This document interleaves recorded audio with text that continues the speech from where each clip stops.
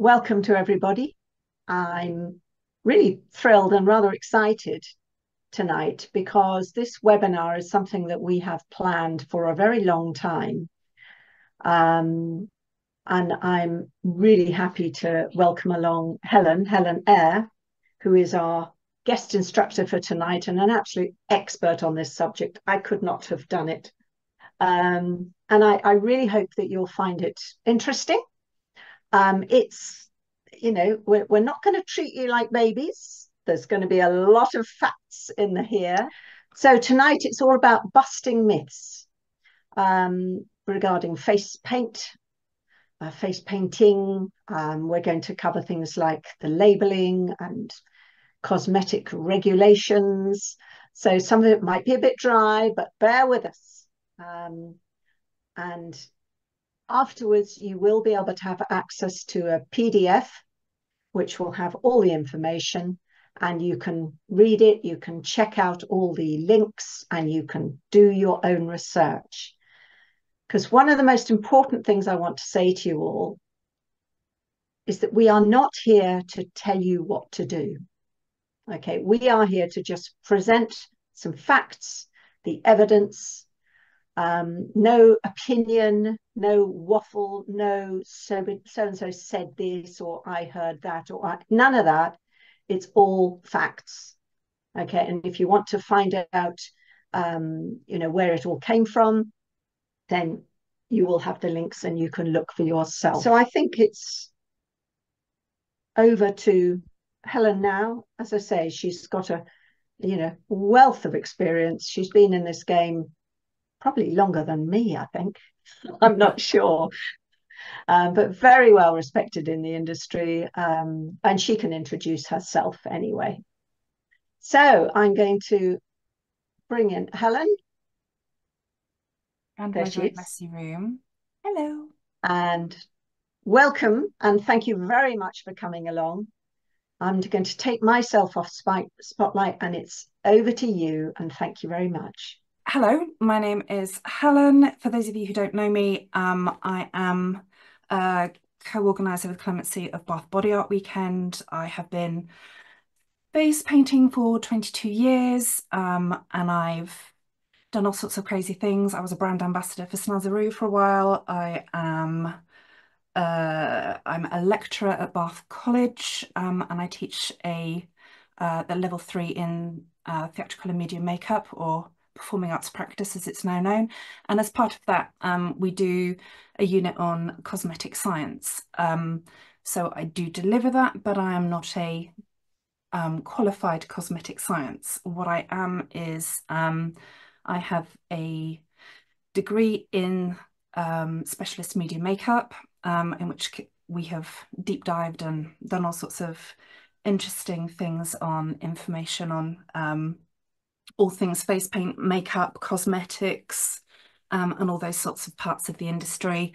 So yeah, so as of 2024, the information that is in this presentation, which is what will be given to you, you'll be given the PDF of this entire presentation. So hence there's quite a bit of information in here, which I'm not going to read out to you. You can read that at your leisure at another time, but I will summarise it.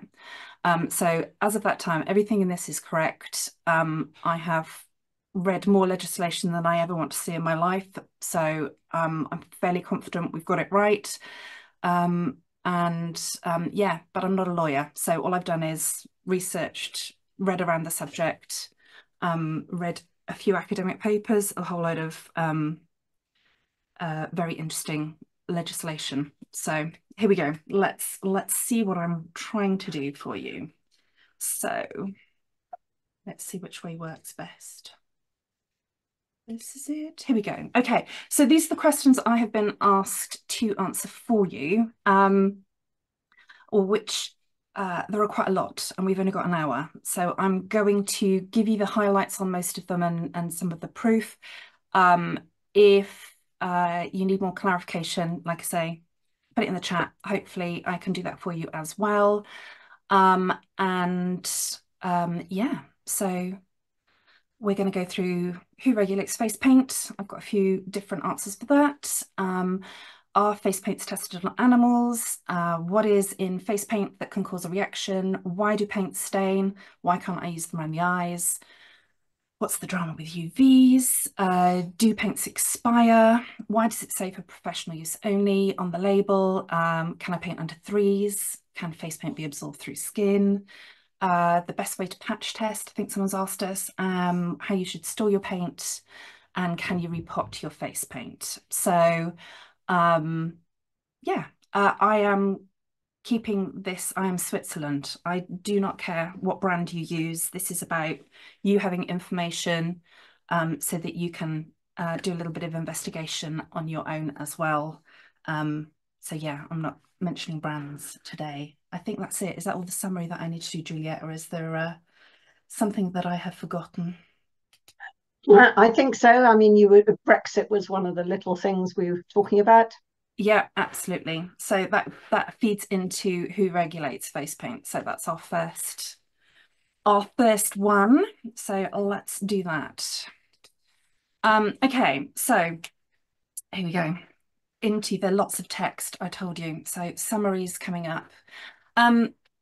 Face paint is legally it's a cosmetic. It doesn't matter what sort it is. It is a cosmetic because in the EU and America, it is defined as something that is intended to be placed in contact with the skin and to beautify, in this case, for fun, for face paint.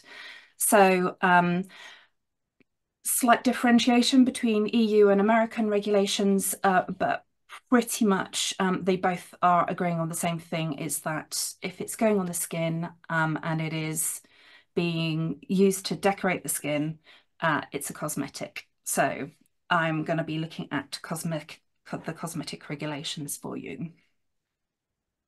Right, here we go. So globally, we have a voluntary international group of people that all get together called the ICCR, and they have people from Brazil, from Canada, from Taiwan, the EU, Israel, Japan, Korea, and the United States, and also includes China within that. And they basically sit down and they agree how they're going to regulate cosmetics, and they try and align their all of their regulation so that they can basically create something that's safe for all of us and it can be sold globally. So the principle of everything is to make sure that we have consumer safety, that we're all safe when we use it. So in the EU, and this is where I'm going to mention the Brexit bit. So in the EU, we have the legislation, which everyone's seen the numbers for. So the cosmetic regulation is 1223 2009. So that was when it was put into place.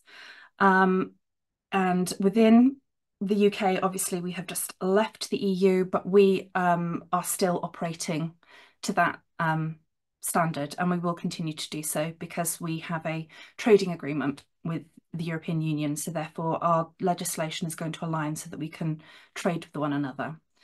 In the USA, there is a Code of Federal Regulations, CFR, which is all written down there. You can go and have a read of it, and that is enforced by the FDA, the Food and Drugs Administration, which is what we all hear about all the time. So we'll talk about that as well. So each country and government has independent organisations and people who are part of the government as well who implement this legislation and assess safety factors.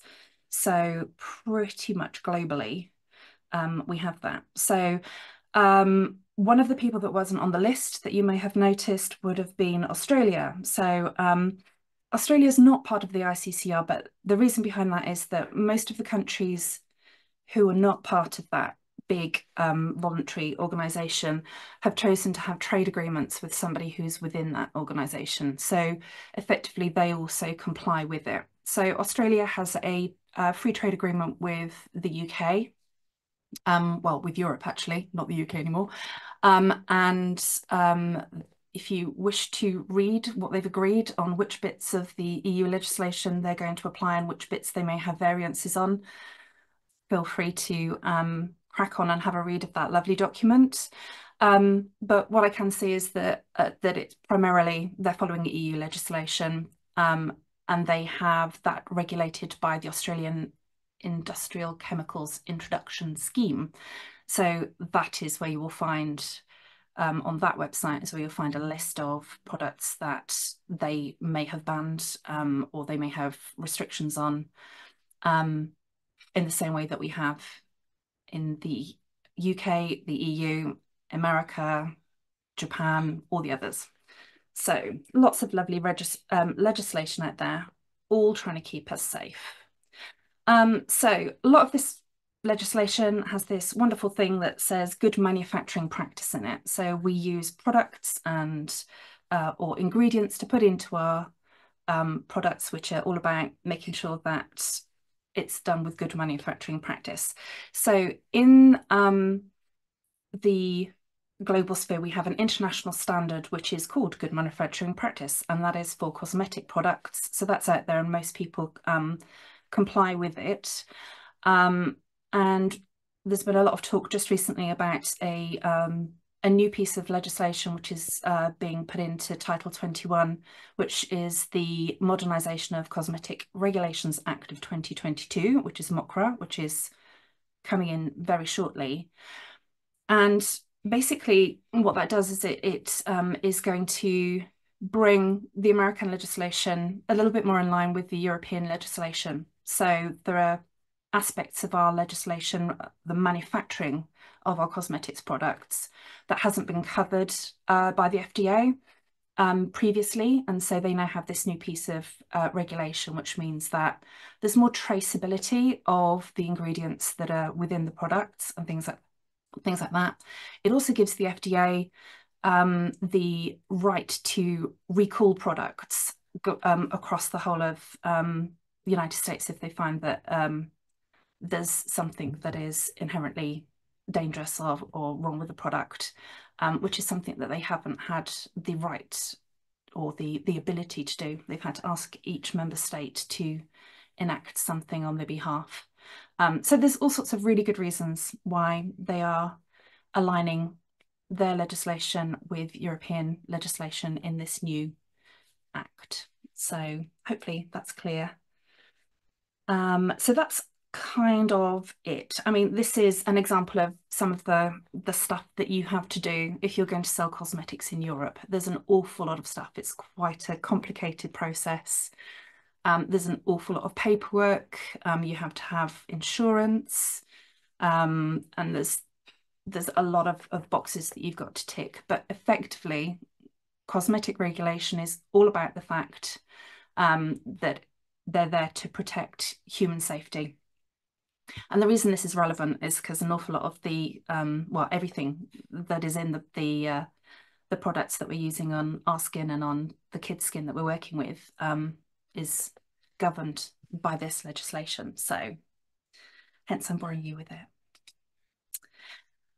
So if there's anything wrong with any of the products, then it's reported. In Europe, it goes into the European Commission Scientific Committee on Consumer Products.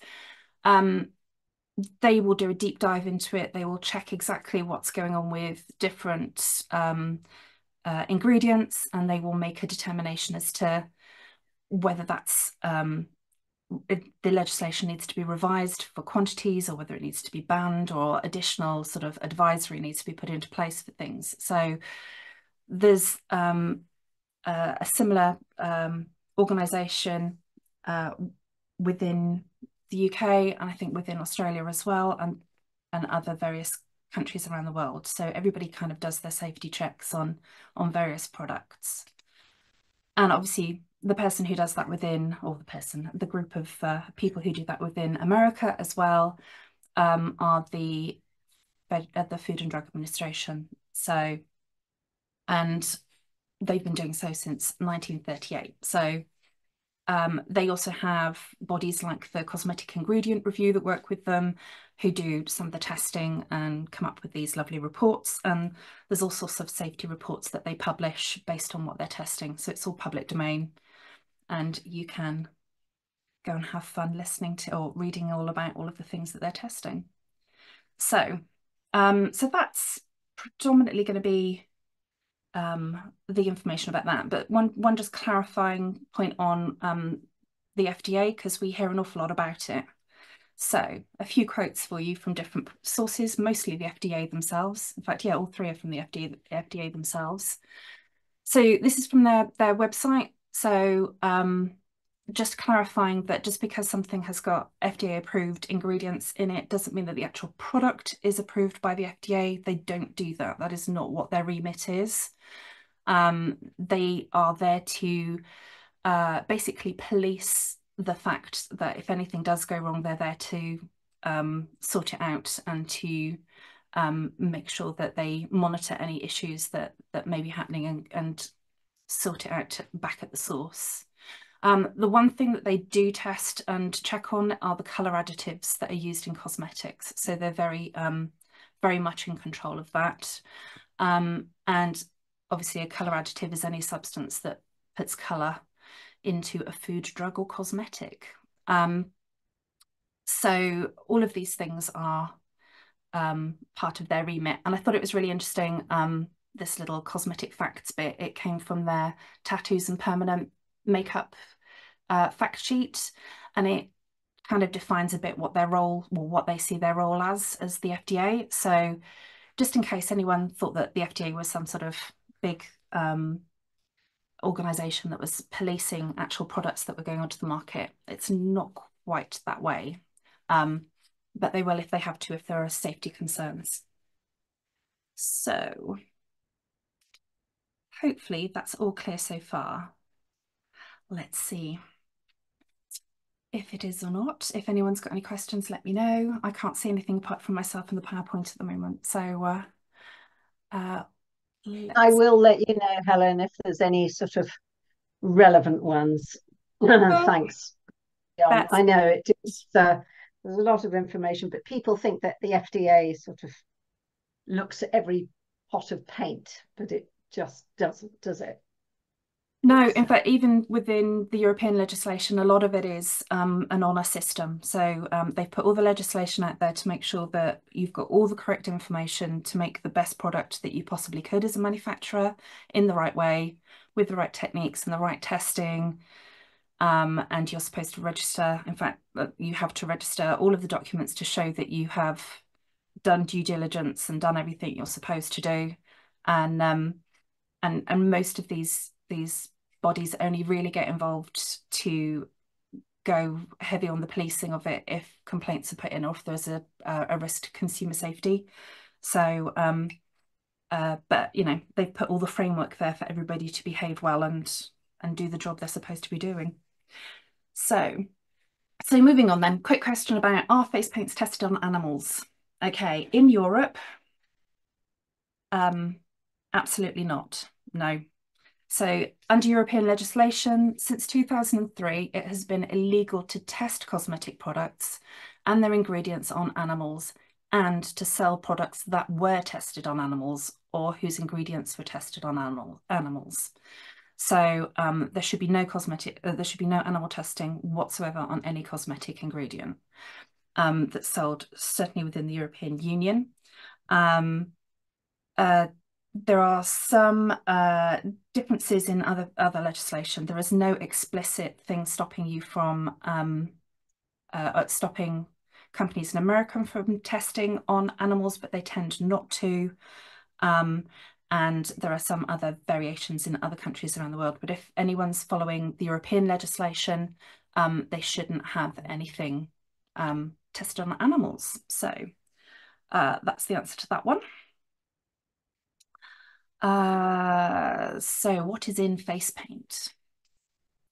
So face paints are pretty straightforward. They're quite simple cosmetics. In fact, most cosmetics are relatively straightforward. It's when you get into some of the lotions and potions that it gets a little bit more interesting.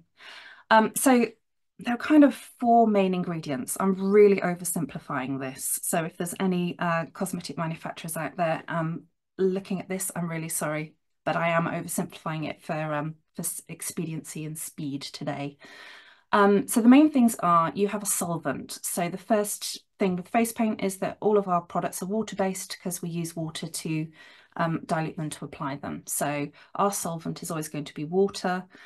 And then we have like a group of products that are thickeners, then we have some additives, and then the other main thing is pigments. So of the ingredients that go into face paints, most of them are really inert, incredibly safe. They are not likely to cause any reactions or anything like that. The only ones that may do are generally in the last two options here. So the perfumes, preservatives, and pigments, all your P's. But that being said, anybody can be allergic to anything. It's not like there is a perfect product that that nobody can be allergic to. So we all have very different systems, very different immune systems, and things that we have allergies to. So, and of these group of ingredients, a lot of them will have multiple functions. Some can be a thickener and they can also be a pigment and things like that. So it's not always easy to read a label and work out exactly what everything's doing. So, I mean, this is way too wordy, but the general thing is that there are a whole load of thickeners and ingredients within face paint that are there to create a base to put pigments in for us so that we can apply them. And there will be various ingredients in there to make sure that that base is stable and that the products don't separate out, and that when you apply them, they glide onto the skin nicely, and they stick to the skin, and different things like that. So there's lots of different functions for the thickness and the binders and different bits and pieces that go into the core base of our products so that we can apply them to the skin. And some may even have a moisturizing effect, but again, it'll be a dual functionality of something else. So it'll all apply onto the skin nicely and with our sort of core base ingredients. Then we have our add-ons. So generally, in products that are you don't want to have allergenic sort of reactions to, you would try to have as little or no perfumes in as possible. And there are very few face paints, I think, that do. And then you have preservatives, and they are there to make sure that you don't have bacteria, fungi, or yeast growing in the products after they've been opened, or even through the manufacturing process and the storage process. And the most likely reason that cosmetics were going to be contaminated is because of cross-contamination of us using it, basically. Things that we, brushes that we apply, just cross-contaminating whatever's on them. It used to be a point in cosmetics in general, this is not face paint specific, that there used to be a whole load of a class of preservatives which are parabens. They've been linked to estrogen-based cancers. They are, I don't think, used in face paint. They're not used in an awful lot of cosmetics anymore, because there is a hypothetical link of the very small amount that's used in cosmetics, and so most people have phased them out. Again, different types of formaldehyde-based products were also used very, very effectively as preservatives. But again, as we're all well aware, there's a whole load of reasons why formaldehyde-based things are being phased out of preservative use as well. So there's lots of new technology and new developments and advancements going in to all of our face paints to make sure, and cosmetics in general, to make sure that we're as safe as humanly possible. And again, if you want to read about some of those, there's some really interesting papers about those on the European scientific page that I mentioned earlier, and what levels that are still allowed, because some of them are still allowed within cosmetics. They haven't been banned outright. Okay, so once a product's been made and it's going to go to market, before it can go to market, it has to have this preservative efficacy test. So basically any preservatives that are put into products are tested to make sure that they will do the job that they're designed to do. So there's a whole load of guidelines on how much testing has to be done, or what the testing is, in order to basically break the product. And then that gives them an understanding of how much preservative they have to add in order to make sure the preservative is safe for as the length of its lifetime, effectively. And then that feeds also back into the labelling of how long we can keep our products open or keep them. So there's a whole load of information in that as to why we have those best befores or things like that that come onto our products, which we'll get to later. So, and then last but not least, we have a whole load of pigments in face paints. This is the main bit. This is the thing we all enjoy, the lovely colours. So there are, in essence, 3 different types of pigments in face paint. So you've got ones that contain carbon atoms, and they're the ones that have got all the words like lake in their names, so like the FD and C numbers and all of those. Then we have inorganic pigments, which are mineral compounds that we used to find naturally and we now synthesize. And then we have all the lovely pretty things like our pearlescents and our metallics and our fluorescents and things like that. So 3 different groups, and I'll expand on those right now. So 2 questions we were asked: why do paints stain, and why can't I use them around the eyes? So let's see if I can answer those for you. Is everyone still awake out there? Hopefully.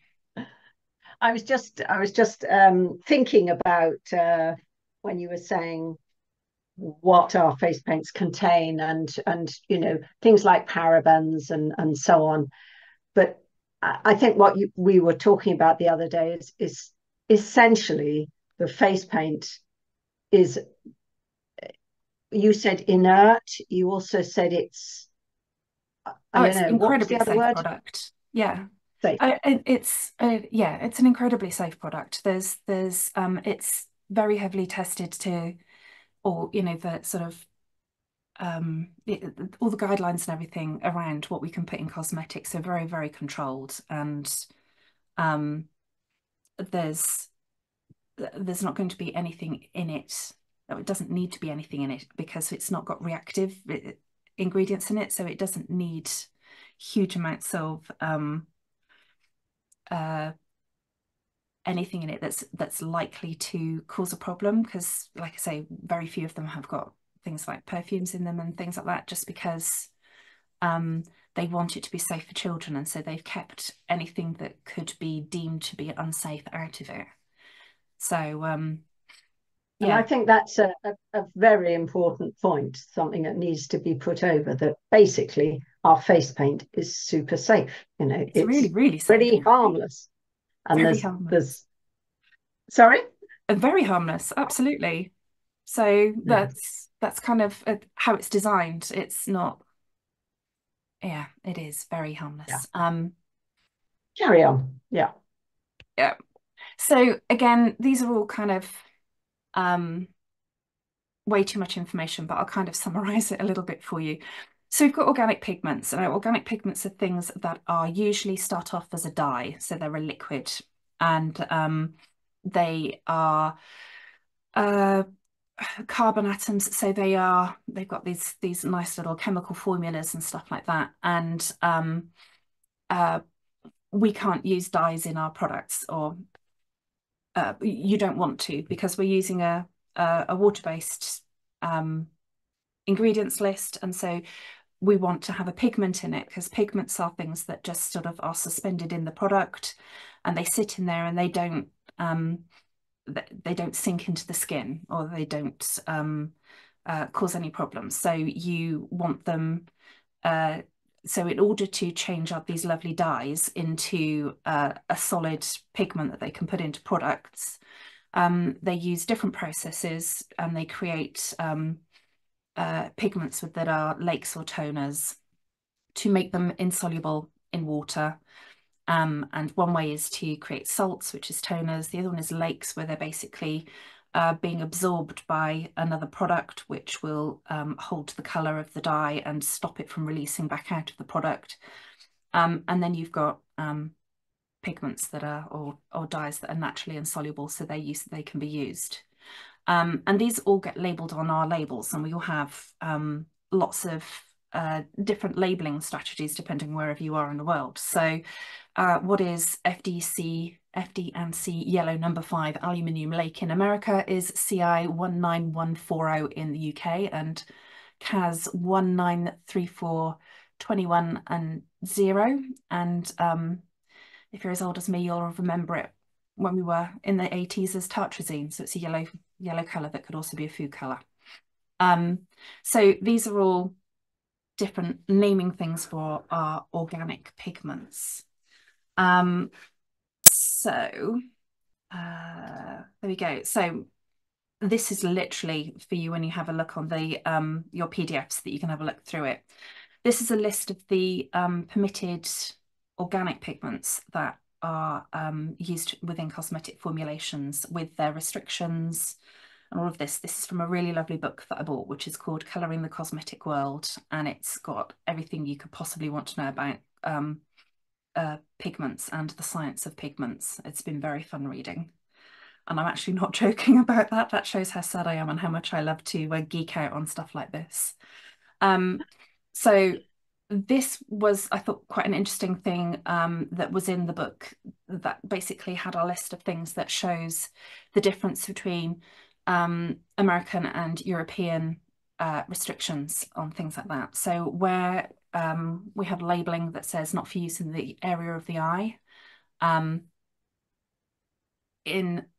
American products, we may not have any restrictions on the European equivalents. So just yeah, so this is where it gets even more complicated, but this is where it's so important to understand. It's like, these are the facts. Why? It's crazy. In America you can have it, but in the EU you can't, or vice versa. And yes, I which mean, is you why can still have nothing them. All of is, these are safe for use, yeah, but there are restrictions on use in various areas. And there's so the area of the eye is literally in the orbital socket. So there's a definition of it in one of the papers that, oh, one of the legal bits of information that I read.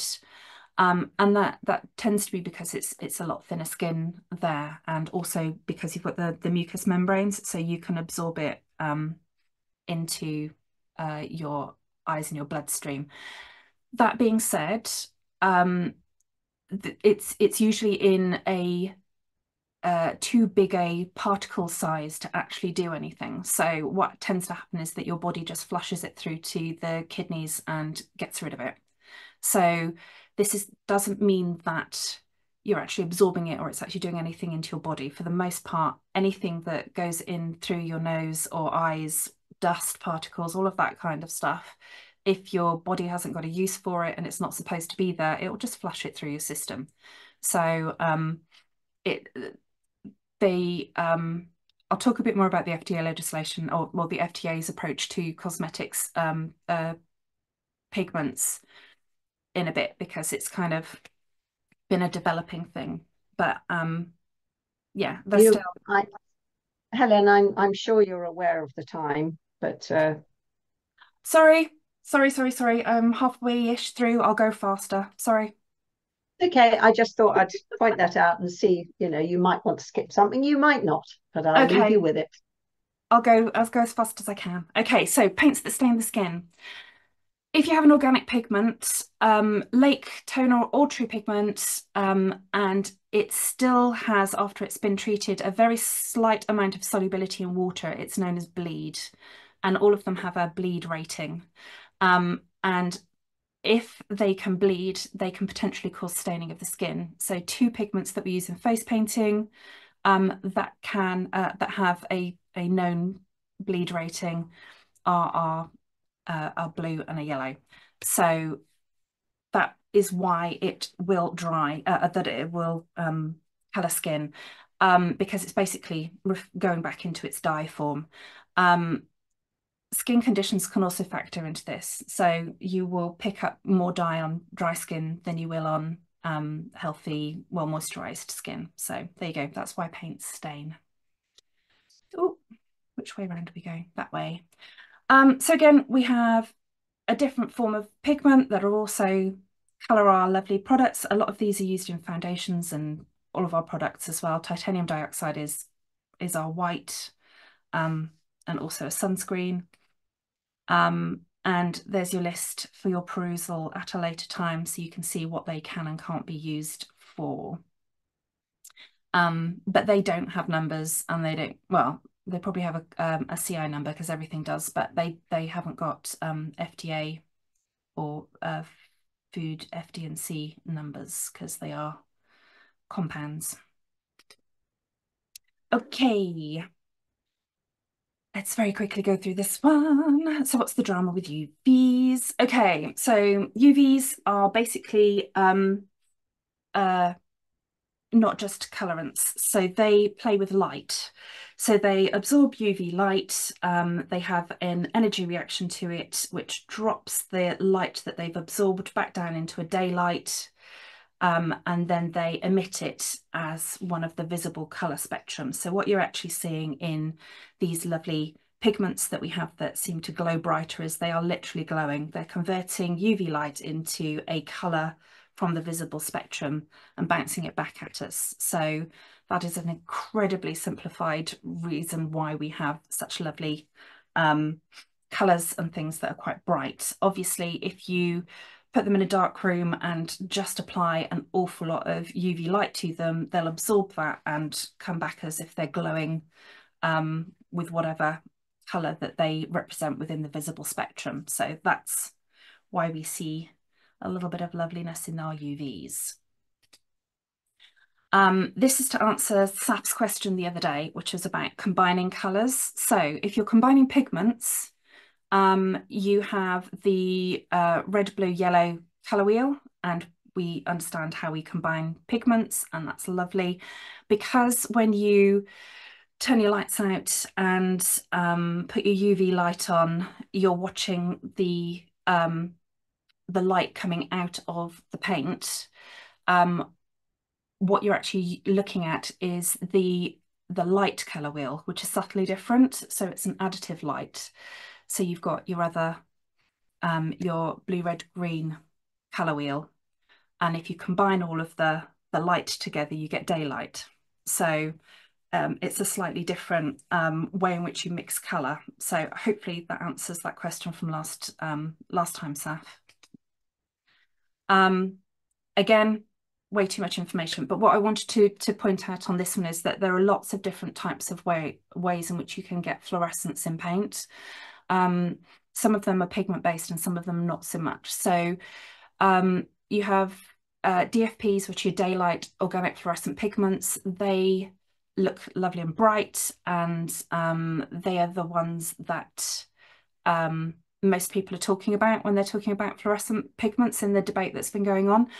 So basically, rather than being absorbed in an inert substance, which are like our lakes, fluorescent dyes are combined with resins, and then they're ground down, and that becomes the pigment. And some of those resins in the past have been a derivative of formaldehyde.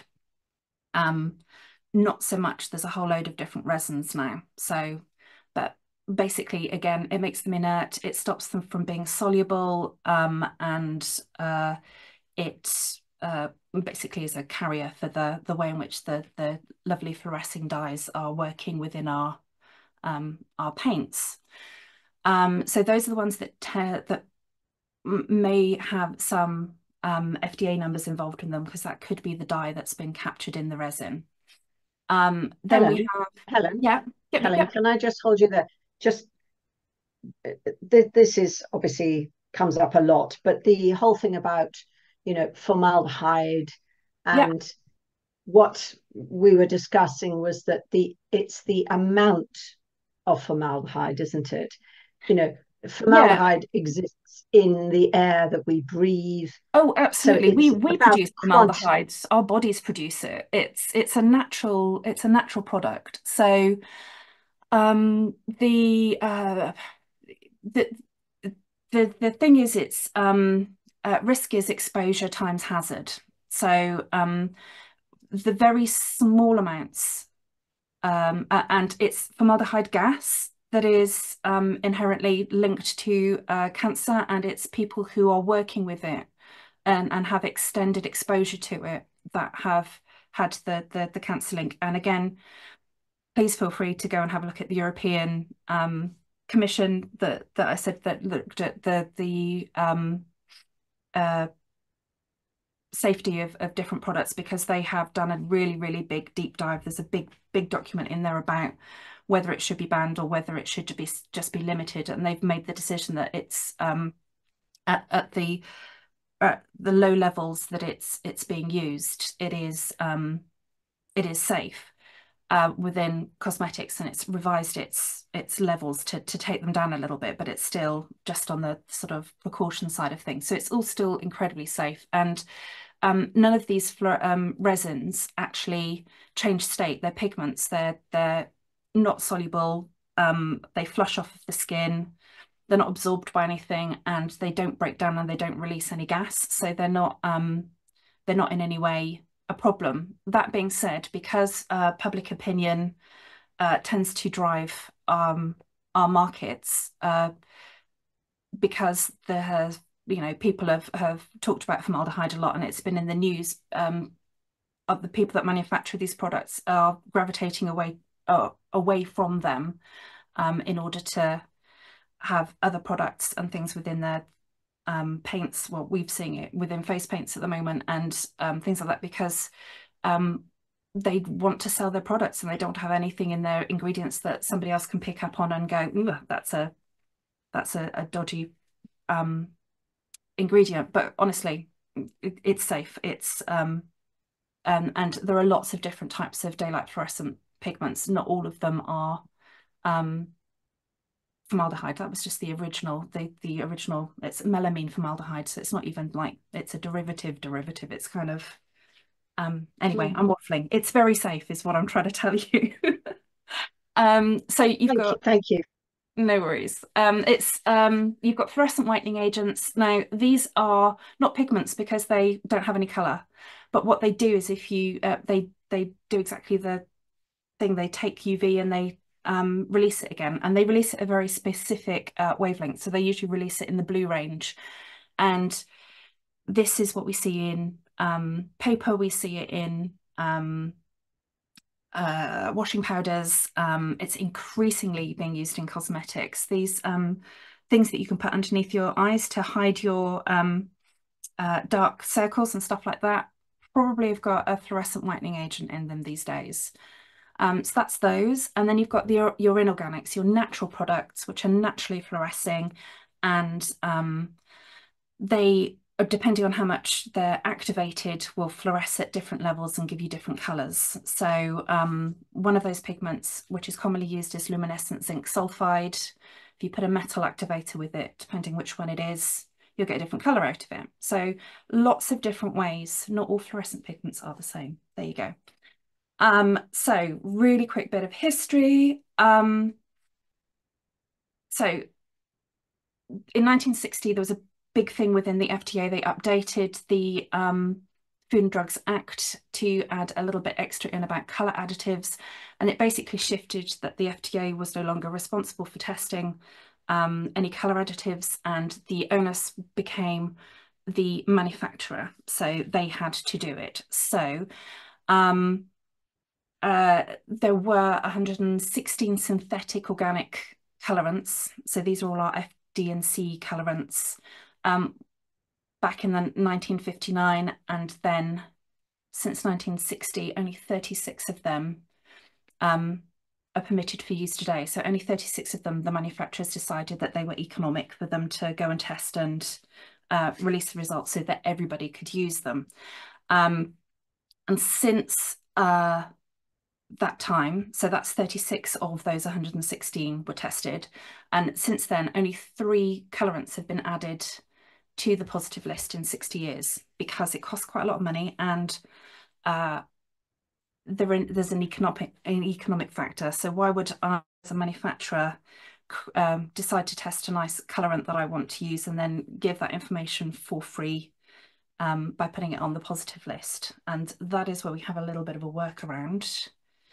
So this lovely pigment that I was just talking about, which was the melamine formaldehyde, which was our original UV cosmetic pigment, that was from Estée Lauder. So they are prolific in their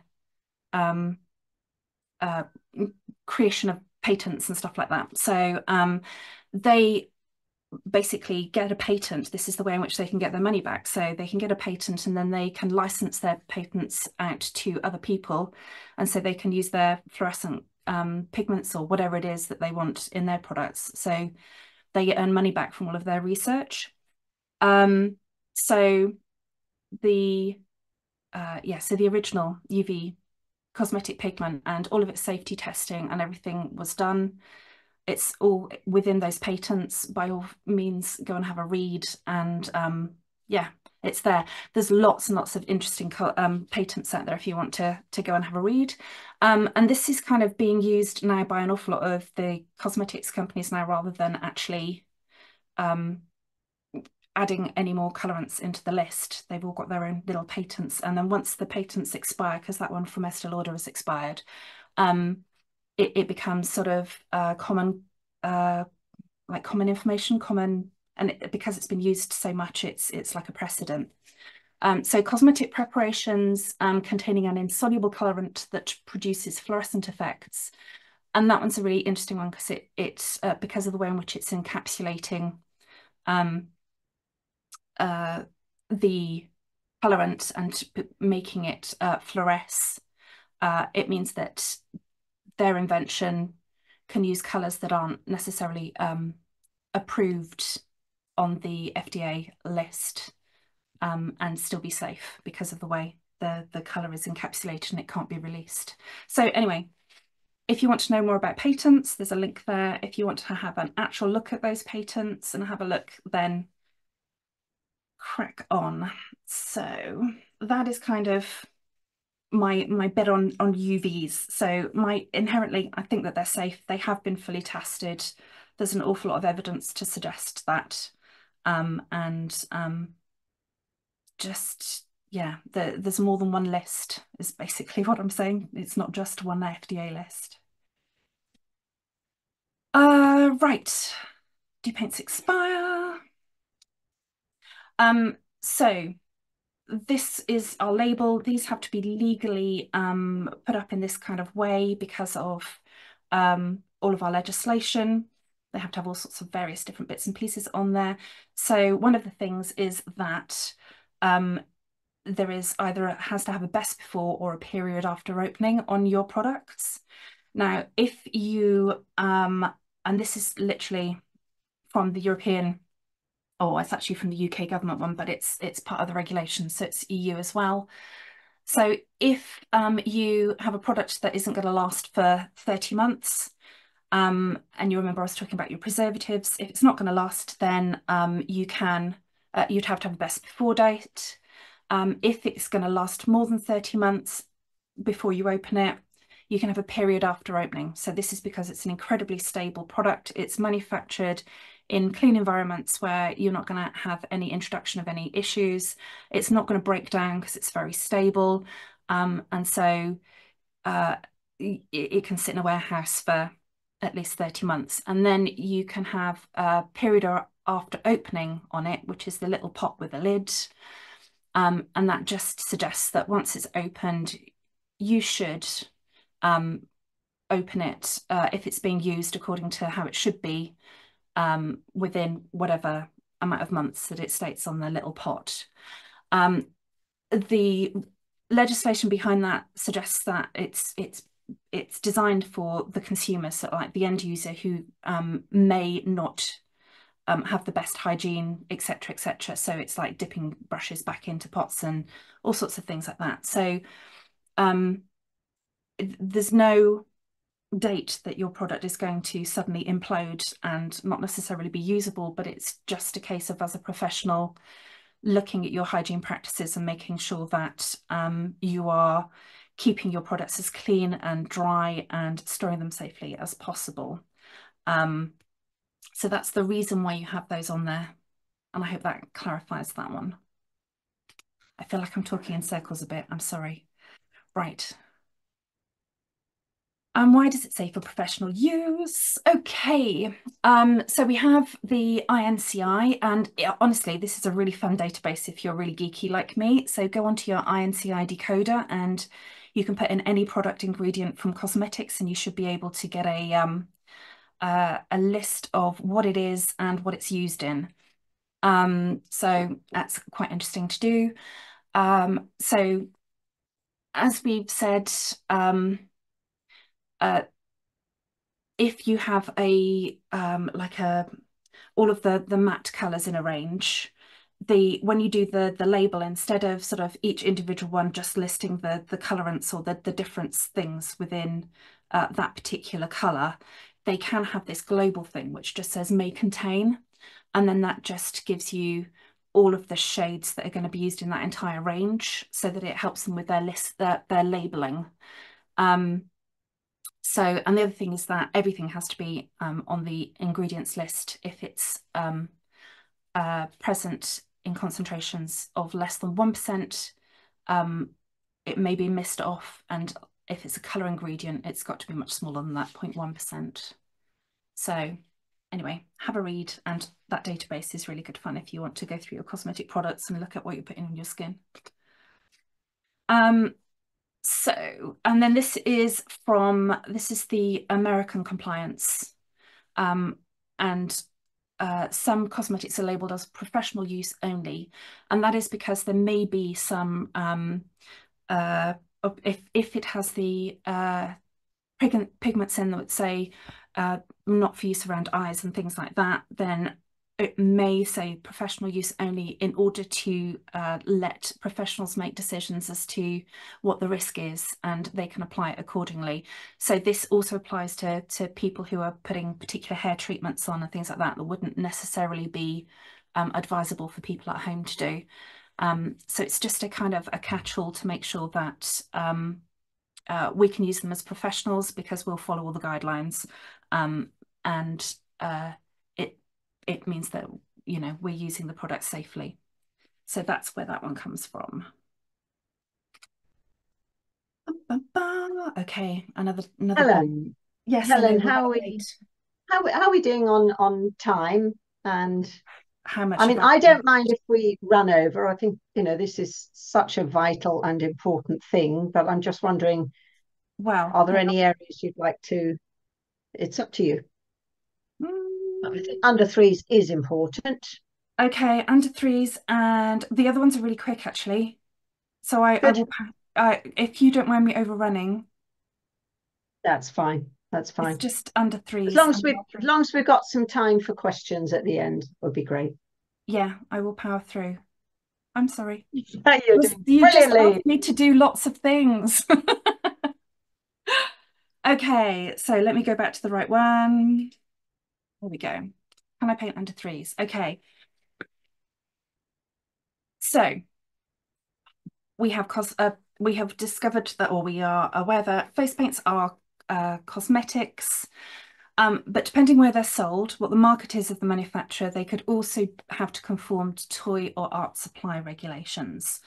So they will always be a cosmetic, but they can also be sold on into those things. So if you have your ASTM standards, there is for art supplies in America, this one says that you have to label it if it's got anything in it that could be dangerous. So there is nothing that I'm aware of in any of our face painting brands that needs to be specifically labeled. So we're all good for all of those for art supply ones.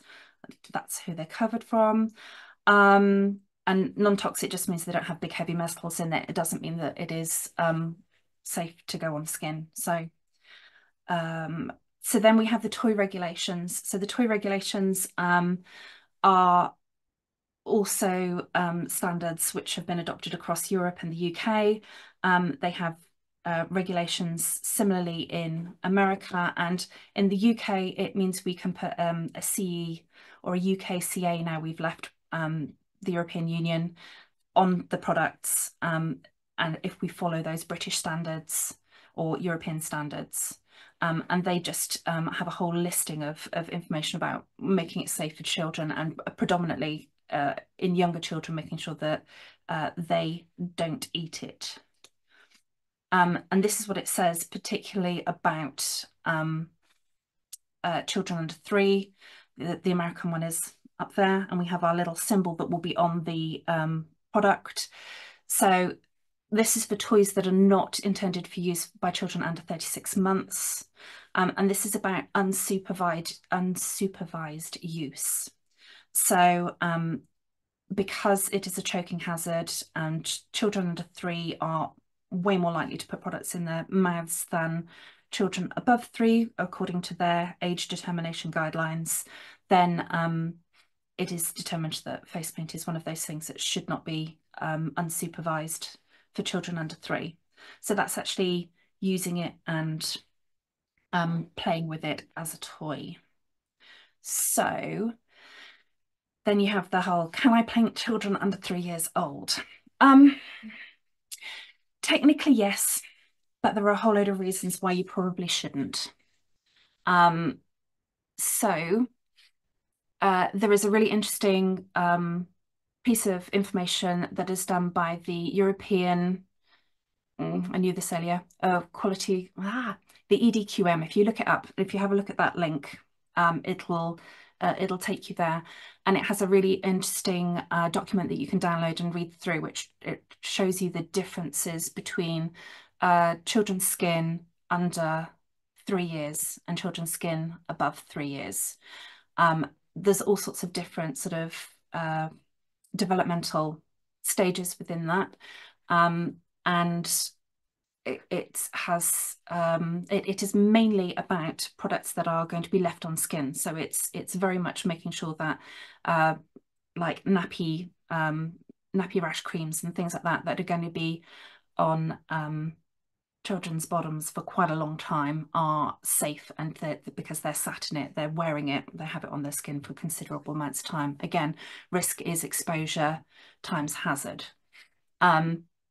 That being said, it's got some really interesting information in there about the child's skin barrier, things like the fact that really, really tiny babies are obviously have got a larger skin area to mass. So what you put on the skin actually has quite a big effect on them, and the skin barrier is still developing. So as an adult, our skin is impermeable, nothing's getting through it really.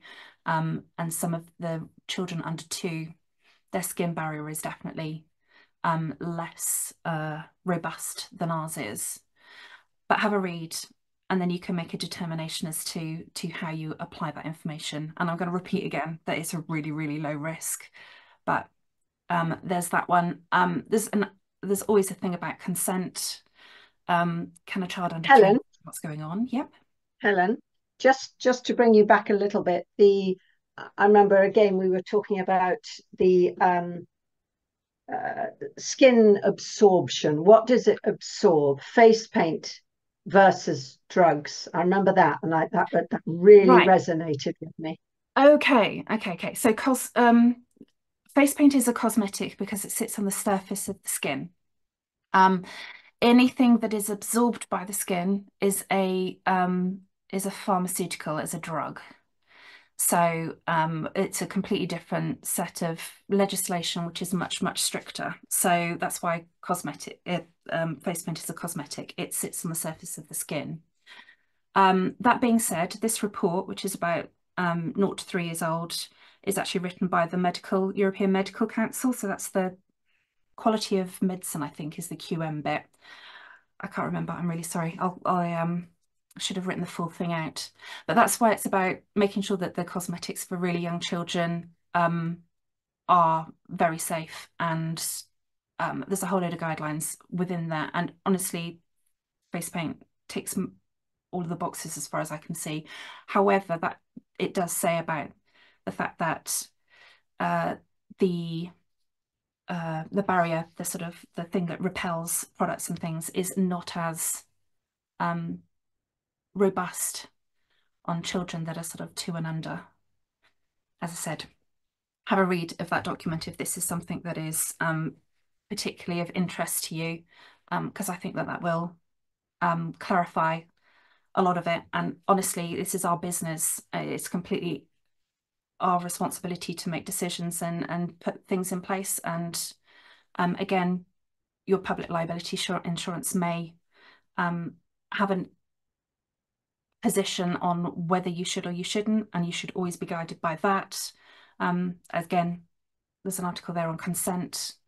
You personally may be guided by that, but it's your business and you make the rules on some of this stuff. So if you decide that you don't want to paint children under 3 for whatever reason, that's entirely your prerogative to do so. So you shouldn't feel any pressure to change your mind on that.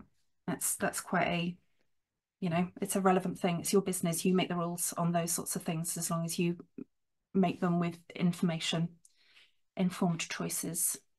I hope that's okay. And that just is, we've been talking a lot about the regulations and the different controls and things like that. And the regulations there to make sure that we're protecting human safety. Insurance is about protecting people against risk. Insurance people are mathematicians, statisticians, actuaries. They are calculating all sorts of formulas on risk. They are not people who understand the legalities or the legislation per se. So there's a subtle difference between the two. And yeah, so they're going to make decisions based on whether they think we have a risky job, which we don't. So that's why we have such really low premiums for our insurances. Okay, really quick one. Best way to patch test. Skin tolerance test. It's all on there. You can pick it up on your PDF or have a read at your leisure. And there's a bit there about the fact that this is irritant contact dermatitis. Anybody can get allergic contact dermatitis, which is where you build up a repeated sensitivity the more and more you touch something. So the first time you're generally fine, second time you may have a reaction and then it may get worse. But that's any age. That's not age restrictive. You can start developing that at my age in the 50s. Okay, how should I store face paint? You just want to work as cleanly as possible. I think that goes without saying, and I think all of us as professionals already do that. You should make sure that you store your paint well and follow any manufacturer's instructions that they may have on there. But generally, it's to make sure that your face paint dries out after use and keep the lid on it as much as possible to stop cross-contamination. There was another question that was about not being able to use IPA.